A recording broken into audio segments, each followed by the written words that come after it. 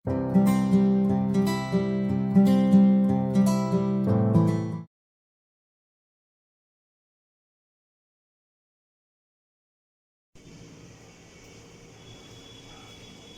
Students, welcome to धनक पाठशाला। आज हम अपने इस वीडियो लेक्चर में अपने पुराने वीडियो लेक्चर का ही जो पेंडिंग टॉपिक था उसको कंप्लीट करेंगे। और जैसे कि हमने अपने पुराने लेक्चर में ट्रिग्नोमेट्री फंक्शंस की वैल्यू कुछ स्पेसिफिक एंगल्स पे फाइंड करी थी, और हमने कौन कौन से एंगल्स पर अपने पुराने लेक्चर में हमने कवर कर लिया था। एक तो हमने 30 डिग्री, एक हमने 30 डिग्री पर, एक हमने 45 डिग्री पर, और एक हमने 60 डिग्री पर ट्रिग्नोमेट्री फंक्शन या फिर कहें ट्रिग्नोमेट्रिक रेशियोज की वैल्यू क्या होती है वो हमने अपने इससे पहले वाले लेक्चर में फाइंड कर दिया था। तो अगर आपने वो लेक्चर अभी तक नहीं देखा है तो इस लेक्चर से पहले आप उस वीडियो लेक्चर को पहले कंप्लीट कर लीजिएगा, देन आप इस लेक्चर को देखिएगा। तो चलिए हम लोग स्टार्ट करते हैं। तो आज हम लोग अपनी स्टार्टिंग करते हैं ट्रिग्नोमेट्रिक फंक्शन की वैल्यू 0 डिग्री पे क्या होती है ये फाइंड करने की हम लोग कोशिश करते हैं। तो हमारा आज का पहला टॉपिक रहेगा value of trigonometric functions eight 0 degree. आज हम सबसे पहले अपनी ट्रिग्नोमेट्रिक फंक्शंस की वैल्यू 0 डिग्री पर क्या रहेगी वो फाइंड करने की कोशिश कर रहे हैं। तो जैसे कि जो हमारे पास जो ट्रिग्नोमेट्रिक फंक्शंस होते हैं, मैंने अपने पहले लेक्चर में भी बताया था कि वो हमारे पास 6 तरीके के होते हैं: sine theta, cos theta, tan theta, cosec theta, sec theta और कॉट थीटा, राइट। और जो ट्रिग्नोमेट्रिक फंक्शंस काम करते हैं वो सिर्फ और सिर्फ राइट एंगल ट्रायंगल्स पे काम करते हैं। तो हम सबसे पहले क्या करते हैं, एक राइट एंगल ट्रायंगल कंसीडर कर लेते हैं। एक राइट एंगल ट्रायंगल कंसीडर कर लेते हैं। लेट्स सपोज ये मेरा एक राइट एंगल ट्रायंगल है जो मैंने कंसीडर किया है, और ट्रायंगल का नाम मैंने दे दिया है यहाँ पर ABC। तो सबसे पहले हम लोग क्या कर रहे हैं, let us take a right angle triangle ABC। सबसे पहले मैंने क्या करा, एक right angle triangle ABC consider कर लिया है। देन अब हम जिस भी ट्रिग्नोमेट्रिक फंक्शंस की वैल्यू निकाल रहे होते हैं वो हमेशा एक एक्यूट एंगल पे निकलती है, और हमारे पास किसी भी राइट एंगल ट्रायंगल में हमारे पास 2 एक्यूट एंगल्स होते हैं। तो आप दोनों एक्यूट एंगल में से कोई सा भी एंगल चूज कर सकते हो, लेकिन क्योंकि हम लोग अब 0 डिग्री पर फाइंड करने की कोशिश कर रहे हैं तो हमारे पास जो भी राइट एंगल हम लोग चूज करेंगे उसमें किसी भी एक एक्यूट एंगल की जो वैल्यू है वो 0 डिग्री होनी चाहिए, तभी हम लोग उस एंगल पर ट्रिग्नोमेट्रिक फंक्शन की वैल्यू मेजर कर सकते हैं। तो अब पहली चॉइस तो हमारे पास क्या है कि आप ए और सी में से कोई सा भी एक्यूट एंगल आप यहाँ पे चूज कर लीजिएगा। जैसे कि मैं अभी एग्जांपल में क्या कर रहा हूँ, मैं यहाँ पर सी को चूज कर रहा हूँ। अब जैसे कि आप देख सकेंगे कि हमारे पास जो एंगल सी है वो तो हमारे पास 0 डिग्री नहीं है। तो अगर हमें ट्रिग्नोमेट्रिक फंक्शंस की वैल्यू 0 डिग्री पर मेजर करनी है तो पहले हमारे पास जो एंगल है वो 0 डिग्री होना भी तो चाहिए। तो अगर मुझे एंगल सी को 0 डिग्री लेकर आना है तो क्या करना पड़ेगा, हमारे पास ये जो हाइपोटेन्यूस AC है इसको मेरे को डाउनवर्ड डायरेक्शन में लेकर आना पड़ेगा। मतलब कि अगर मैं अपनी AC को थोड़ा डाउन कर लूँ तो लेट्स सपोज यहाँ पर अगर आ जाए, ये जो A पॉइंट है वो यहाँ पर डाउन होकर आ जाए तो क्या होगा, मेरे पास जो एंगल है वो थोड़ा सा रिड्यूस हो जाएगा। तो वो हम लोग कहाँ जा रहे हैं, 0 डिग्री की तरफ जा रहे हैं, लेकिन अभी भी 0 डिग्री आया नहीं है। तो अगर मैं इसको थोड़ा सा और डाउन कर दूँ, इस पॉइंट को थोड़ा सा और डाउन कर दूँ तो मेरे पास जो AC हाइपोटेन्यूस है वो अब यहाँ पर आ जाएगी। तो आप देखोगे एंगल थोड़ा सा और रिड्यूस हो गया हमारे पास जो एंगल C है। तो अब अगर एंगल C को 0 डिग्री बनाना है तो 0 डिग्री के लिए क्या करना पड़ेगा, हमारे पास ये जो A पॉइंट है वो कहाँ पर आ जाए, वो B पर ही आ जाए। जहाँ पर B पॉइंट है A पॉइंट भी वहीं पर जब आ जाएगा, जब A पॉइंट भी वहीं पर ही आ जाएगा। लेट्स सपोज A पॉइंट अब यहाँ पर आ गया, इसको हमने A डैश दे दिया। जब हमारे पास A पॉइंट बिल्कुल एग्जैक्टली B की पोजीशन पर आ जाएगा तो मैंने जस्ट A का नाम चेंज कर दिया A डैश, और हमारे पास जो एंगल है वो अब जाके क्या हो जाएगा, 0 डिग्री हो जाएगा। अब जाके क्या हो जाएगा, वो 0 डिग्री एक्यूट एंगल हो जाएगा। तो आप जरा ऑब्जर्व करो when angle C becomes 0 degree, जब हमारे पास जो एंगल C है वो 0 डिग्री हो जाता है तो क्या होगा, देन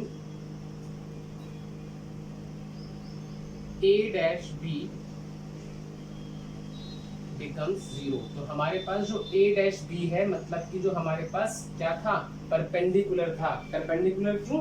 क्योंकि अगर हम लोग इसकी मार्किंग करेंगे तो 90 डिग्री के अपोजिट हाइपोटेनियस और एक्यूट एंगल के अपोजिट हमेशा क्या जाता है, परपेंडिकुलर। तो हमारे पास ये जो साइड है वो परपेंडिकुलर है, इसलिए हमने ए डैश बी को क्या कहा, हमने ए डैश बी को परपेंडिकुलर कहा। और जो लास्ट की रिमेनिंग साइड है वो रहती है हमारे पास बेस, राइट। तो हमारे पास क्या होगा, जब एंगल सी 0 डिग्री हो जाएगा, एंगल सी 0 डिग्री हो जाएगा, बेसिकली जो हाइपोटेनियस है वो बिल्कुल कॉन्साइड कर जाएगी बीसी के साथ, कॉन्साइड कर जाएगी बीसी के साथ। तो जो हमारे पास जो परपेंडिकुलर की लेंथ है, परपेंडिकुलर की लेंथ तो कुछ रहेगी नहीं फिर हमारे पास, वो भी क्या बन जाएगी, 0। और साथ ही साथ एंड जो बीसी है और जो हमारे पास हाइपोटेनियस एसी है वो हो जाएगी बराबर, वो हो जाएगी बराबर। बराबर क्यों हुई है? क्योंकि जो एसी है वो कॉन्साइड कर जाएगी बीसी के साथ। तो जो बीसी की लेंथ होगी वही हमारे पास किसकी लेंथ हो जाएगी, वही हमारे पास ए डैश सी। अब हमने उस पॉइंट को, जो ए पॉइंट था, उसको बस हम लोग ए डैश सी बोल रहे हैं और कुछ नहीं है, ठीक है।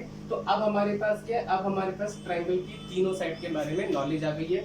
और राइट एंगल ट्राइंगल में हमारे पास क्या है, 0 डिग्री एक्यूट एंगल भी आ गया। तो अब हम लोग ट्रिग्नोमेट्री फंक्शंस की वैल्यू फाइंड कर सकते हैं। तो सबसे पहले लेट्स सपोज हम लोग फाइंड कर रहे हैं साइन 0 डिग्री की वैल्यू। अब साइन 0 डिग्री कौन सी दो साइड्स के रेशियो के बराबर होता है, उसके लिए हमने एक लॉजिक सीखा हुआ है। लॉजिक हमारे पास है पाकिस्तान भूखा प्यासा, हिंदुस्तान हरा भरा। तो इसमें से जो पहला रेशियो होता है वो साइन के लिए होता है, जो दूसरा रेशियो है वो कॉस के लिए, और जो तीसरा रेशियो है वो हमारे पास टेन के लिए। तो साइन हमारे पास है p/h। तो हमारा परपेंडिकुलर कौन सी साइड है, ये वाली साइड परपेंडिकुलर है। It means a dash b, it means a dash b and upon hypotenuse. और हाइपोटेनियस हमारे पास क्या है, हाइपोटेनियस हमारे पास है a dash c, a dash c। और ध्यान रखना a डैश जो हमारे पास पॉइंट है वो हमारे पास a की ही इमेज है, a की ही इमेज है। जब हम लोग a को कहाँ पे लेकर आ गए, b की पोजीशन पे लेकर आ गए। और हम लोग a को b की पोजीशन पे क्यों लेकर आए, सो दैट हमारा जो एक्यूट एंगल है वो 0 डिग्री हो जाए, ठीक है। तो a डैश और a में कंफ्यूज मत होना। अब जैसा कि हमने यहाँ पर मेंशन किया ही है कि जो हमारे पास a डैश b की वैल्यू है वो कितनी हो गई है, 0 हो गई है। तो हम लोग यहाँ पे सब्स्टिट्यूट कर देते हैं a डैश b की वैल्यू 0 और a डैश c अब हमारे पास ऐसा का ऐसा ही रहेगा। अब 0 को किसी से भी डिवाइड करो तो कितना आंसर आता है, हमारे पास 0 ही आता है। तो इट मींस हमारे पास जो साइन 0 डिग्री की वैल्यू हो गई है वो हो गई है 0। साइन 0 डिग्री की वैल्यू हो गई है 0। अब जो कॉसेक 0 डिग्री होगा, क्योंकि हमें पता है वो साइन का ही रेसिप्रोकल होता है, तो इसलिए हम लोग अब कॉसेक 0 डिग्री की वैल्यू भी निकाल लेते हैं। तो इसका जब हम लोग रेसिप्रोकल करेंगे तो 0 के नीचे क्या माना जाता है, 0 के नीचे 1 माना जाता है। तो 0/1 का हम लोग जब 0/1 का हम रेसिप्रोकल करेंगे तो आएगा 1/0। और हमें पता है कि जब हम लोग किसी भी नंबर को 0 से डिवाइड करते हैं तो इट मीन्स होता है नॉट डिफाइन, नॉट डिफाइन। तो कॉसेक 0 डिग्री पर हमारी वैल्यू क्या है, नॉट डिफाइन। आपके टेबल में भी मेंशन होगा कॉसेक 0 डिग्री की value not define, in short ND लिखा होगा वहां पर, ठीक है।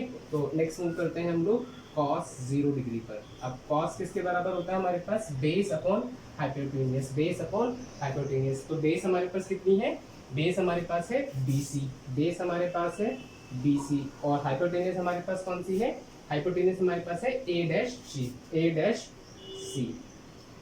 तो क्योंकि मैंने यहाँ पे मेंशन किया हुआ है कि जो BC है और जो A डैश C है वो क्या है, वो बराबर हो जाएगी जब हमारे पास एंगल क्या होगा, 0 डिग्री। तो मैं यहाँ पर चेंज कर सकता हूँ, चाहे BC की जगह A डैश C लिखूँ या फिर चाहे A डैश C की जगह BC लिखूँ, मेरी मर्जी। तो चलिए मैंने क्या करा, मैंने A डैश C की जगह मैंने क्या मेंशन कर दिया, मैंने BC मेंशन कर दिया। तो और मैंने क्यों मेंशन किया, क्योंकि यहाँ पर मैं प्रूव कर चुका हूँ कि BC और A डैश C जो है वो इक्वल हो जाएंगे when angle C becomes 0 degree, जब एंगल C हमारे पास 0 डिग्री हो जाएगा। अब क्या हुआ है, BC से BC एलिमिनेट हो गया और हमारा आंसर कितना आ गया है, 1। तो इट मीन्स जो cos 0 डिग्री की वैल्यू होती है वो हो गई हमारे पास 1, cos 0 डिग्री की वैल्यू हमारे पास हो गई 1। अब नेक्स्ट आते हैं हम लोग इसी के रेसिप्रोकल वाले फंक्शन पर, sec 0 डिग्री। sec 0 डिग्री हमारे पास क्या होगा, cos 0 डिग्री का रेसिप्रोकल। तो ये क्या है, 1/1। तो 1/1 का जब रेसिप्रोकल करोगे तो कितना आएगा, 1/1 ही आएगा। और हम लोग डिनोमिनेटर पे 1 मेंशन नहीं करते। तो sec 0 डिग्री की वैल्यू हमारे पास हो गई 1, sec 0 डिग्री की वैल्यू हमारे पास हो गई है 1। नेक्स्ट आते हैं अपने फंक्शन पर tan 0 डिग्री। अब tan हमारे पास किसके बराबर होता है, परपेंडिकुलर अपॉन बेस। तो हमारा परपेंडिकुलर कितना है, हमारा परपेंडिकुलर है A dash B, A dash B upon base, upon base, और बेस हमारे पास कितना है, बेस हमारे पास है बी सी, बेस हमारे पास है बी सी, क्योंकि ए डैश बी की वैल्यू कितनी है 0, तो हम लोग यहाँ पे सब्स्टिट्यूट कर देते हैं ए डैश बी की वैल्यू 0 अपॉन बी सी। अब 0 को किसी से भी डिवाइड करेंगे तो क्या आएगा, 0 ही आ जाएगा, 0 को किसी से भी डिवाइड करेंगे तो 0 ही आ जाएगा। तो इट मीन्स हमारे पास जो tan 0 डिग्री की वैल्यू आई वो आ गई हमारे पास 0, tan 0 डिग्री की वैल्यू आ गई हमारे पास 0। अब इसी की हेल्प से हम लोग cot 0 डिग्री की वैल्यू निकाल लेंगे। cot 0 डिग्री क्या होगा, tan 0 डिग्री का ही रेसिप्रोकल। ये मैं अपना ट्रिग्नोमेट्री के सबसे पहले लेक्चर में बता चुका हूँ, राइट। तो अब अगर हम लोग tan 0 डिग्री का अगर हम लोग रेसिप्रोकल करेंगे तो क्या होगा, यहाँ पर 0/1 है। जब कभी भी डिनोमिनेटर पे कुछ मेंशन ना हो तो आप उसके नीचे क्या मानते हो, हमेशा 1 मानते हो। तो जब आप 0/1 का रेसिप्रोकल करोगे तो आएगा 1/0। अब 0 से तो कभी भी कोई चीज़ अगर डिवाइड होती है तो हम कहते हैं वो हमारे लिए क्या होता है, नॉट डिफाइंड, नॉट डिफाइंड। तो ये रही हमारे पास cot 0 डिग्री की वैल्यू, cot 0 डिग्री की वैल्यू। तो हमने अपने 6 ट्रिग्नोमेट्री फंक्शन 1 2 3 4 5 एंड 6, हम जो हमारे पास टोटल 6 ट्रिग्नोमेट्री फंक्शन होते हैं उनकी वैल्यू 0 डिग्री पर क्या रहेगी वो हम लोगों ने यहाँ पर मेजर करने की कोशिश करी। और जो आपके पास एनसीईआरटी के अंदर ट्रिग्नोमेट्री फंक्शन के लिए टेबल दी गई है उसमें भी आप पाओगे 0 डिग्री पर यही सारी वैल्यूज जो हमारे पास जो 6 ट्रिग्नोमेट्री फंक्शन है वो मेंशन करके दी गई होगी। तो वो वैल्यूज कहाँ से और कैसे आई वो हम लोगों ने आज यहाँ पे जानने की कोशिश करी, ठीक है। तो आप क्या करेंगे, आप अपने वीडियो को पॉज करके ये जो हमारे पास पूरी की पूरी डेरिवेशन है आप इसको नोट कर सकते हो। अभी के लिए मैं इसको यहाँ पे से रफ कर रहा हूँ, राइट।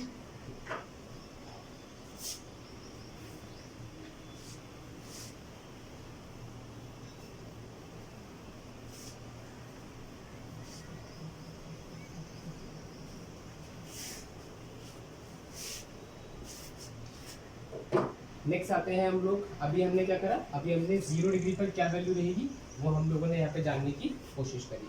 नेक्स्ट आते हैं हमारे पास लास्ट एंगल रह गया है 90 डिग्री। 90 डिग्री पर हमारे पास जो 6 ट्रिग्नोमेट्री फंक्शन है उनकी वैल्यूज क्या रहेगी, नेक्स्ट हम लोग अब वो मेजर करने की कोशिश करते हैं।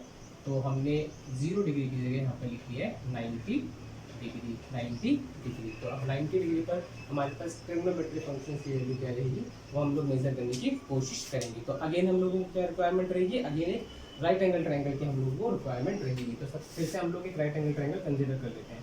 Let us consider right angle triangle ABC। फिर से हमने क्या ले लिया, हमने एक right angle triangle ABC consider कर लिया। तो फिर से हम लोग क्या कर रहे हैं, एक राइट एंगल ट्रायंगल हम लोग यहाँ पर ड्रॉ कर लिए हैं और राइट एंगल ट्रायंगल का नाम हमने रख लिया है ABC। नेक्स्ट, अब हमें अगर ट्रिग्नोमेट्री फंक्शन की वैल्यू 90 डिग्री पर चाहिए तो हमारे पास जो राइट एंगल ट्रायंगल है उसमें एक एक्यूट एंगल क्या होना चाहिए, एक एक्यूट एंगल हमारे पास जो है वो 90 डिग्री होना चाहिए, तभी हम लोग उस एक्यूट एंगल के लिए ट्रिग्नोमेट्री फंक्शन की वैल्यू मेजर कर पाएंगे। तो हमारे पास चॉइस है कि हम लोग चाहे ए को यहाँ पे चूज कर ले, चाहे हम यहाँ पे सी को चूज कर ले। तो लेट्स सपोज अगेन मैंने क्या करा, मैंने अगेन वापस से अपने इस वाले एंगल एक्यूट एंगल को यहाँ पर चूज कर लिया। तो अभी आप जैसे कि देख पाओगे कि हमारे पास जो एंगल सी है वो 90 डिग्री तो नहीं है, तो इट मीन्स मैं अभी इस ट्रायंगल का यूज करके तो हमारे जो 6 ट्रिग्नोमेट्री फंक्शन है उनकी वैल्यू 90 डिग्री पर नहीं निकाल पाऊंगा। तो अगर मुझे इस एक्यूट एंगल को 90 डिग्री बनाना है तो हम लोग कैसे बनाएंगे, जब मैं अपने इस सी पॉइंट को इस डायरेक्शन में शिफ्ट करूंगा। और इस डायरेक्शन में ही क्यों शिफ्ट करूंगा, क्योंकि मुझे अपने एंगल सी को 90 डिग्री बनाने के लिए क्या करना पड़ेगा, इंक्रीज करना पड़ेगा। तो आप देखो जब ये हमारे पास जो सी पॉइंट है अगर यहाँ पे आ जाएगा, लेट सपोज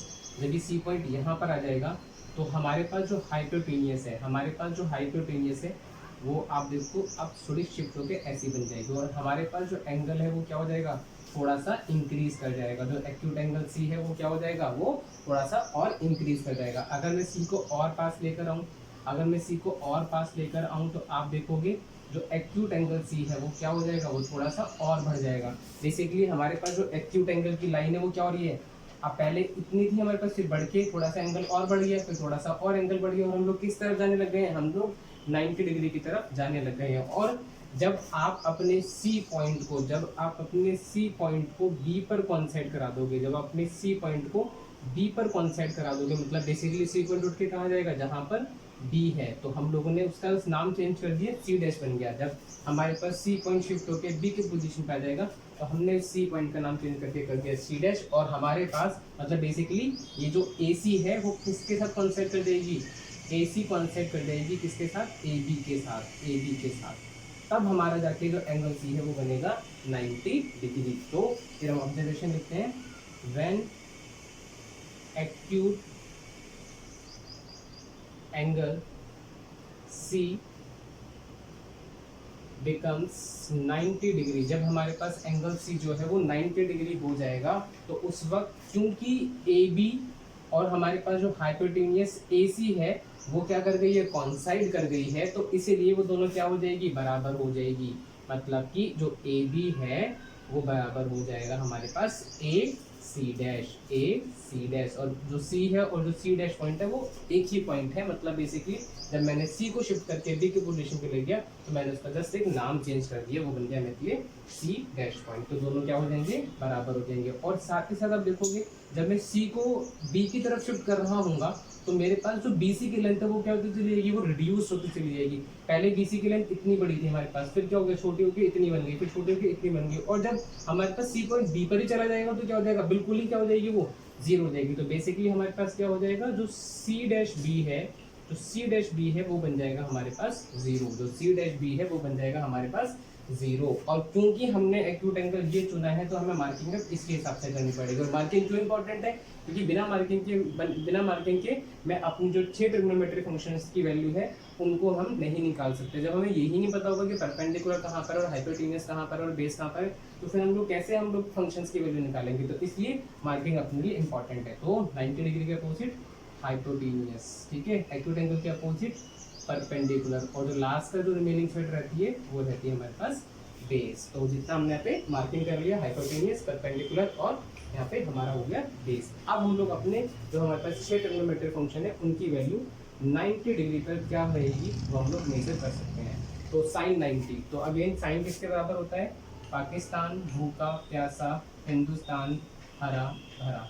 पहला रेशियो साइन के लिए, दूसरा रेशियो कॉस के लिए और तीसरा रेशियो टेन के लिए। तो पहला रेशियो साइन के लिए क्या बना, परपेंडिकुलर अपॉन हाइपोटेनियस। तो हमारा परपेंडिकुलर कितना है, हमारा परपेंडिकुलर है ए बी, हमारा परपेंडिकुलर है ए बी। और हमारी हाइपोटेनियस कितनी है, हमारी हाइपोटेनियस है ए सी डैश, हमारी हाइपोटेनियस है ए सी। जो ये वाली जो हाइपोटेनियस थी वो अब कहाँ होगी, कॉन्सेंट कर गई है, यहाँ पे कॉन्सेंट कर गई है, बन गई है ए सी डैश, बन गई है ए सी डैश। और क्योंकि ए बी और ए सी डैश, क्योंकि ए बी और ए सी डैश क्या है, आपस में बराबर है, तो हम लोग क्या कर सकते हैं, in place of A B की जगह हम लोग ए सी डैश या फिर ए सी डैश की जगह ए बी हम लोग यहाँ पे सब्स्टिट्यूट कर सकते हैं। तो हमने क्या करा, A B A C dash की जगह यहाँ पर ए बी सब्स्टिट्यूट कर लिया और एलिमिनेट हो गया, आ गया 1/1 दैट इज इक्वल्स टू 1। तो हमारे पास जो साइन 90 डिग्री की वैल्यू आ गई है 1, ठीक है।